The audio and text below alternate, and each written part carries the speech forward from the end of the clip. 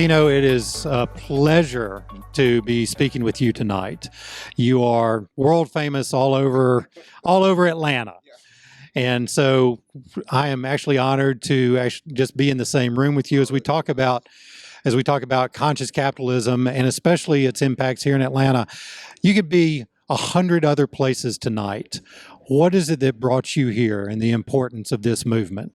Well, first of all, thanks for your kind words.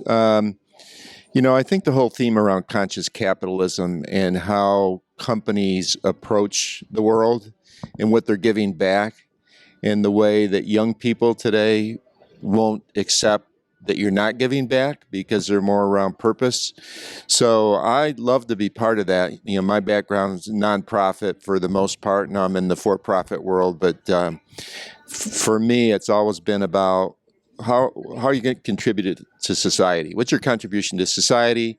And if you can make revenue over expense, if you're a for-profit company, that's important as well. But it all comes together, and I think today, the impact that you can have as a company that's focused on purpose as well as building a business is going to go a long way in terms of the great resignation and, how you're going to keep your people, what's it about.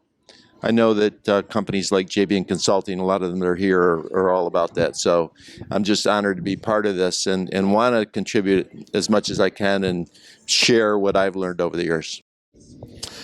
Appreciate that. As we talk about having that purpose and engaging with the employees and what they're looking for, how do you get over that hump of people looking at capitalism as perhaps a negative and actually a deterrent to that type of engagement? Wow,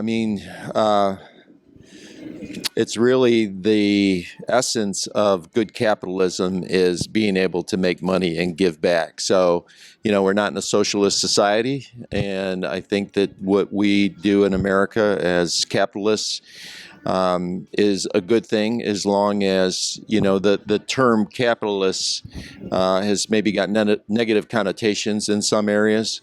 But if you can educate, and people see it, because I've listened to many of the other conversations around conscious capitalism, and you hear companies that are doing good, and they're also contributing to the company. They're making money, they're paying their shareholders, they're paying their employees more, but the employees also have to feel what that purpose is about. It's got to be more than making money anymore, or they're not going to stick around. They'll go somewhere else.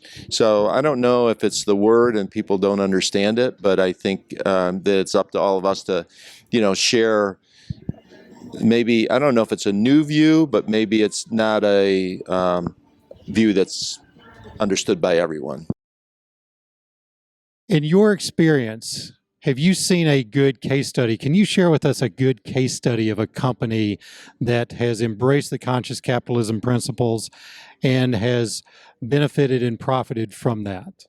Well, I attended one, so the first thing that comes to mind is Whole Foods, where they made a presentation and the leader, the CEO, talked about how they're being very conscious about global warming, about things that are important to society.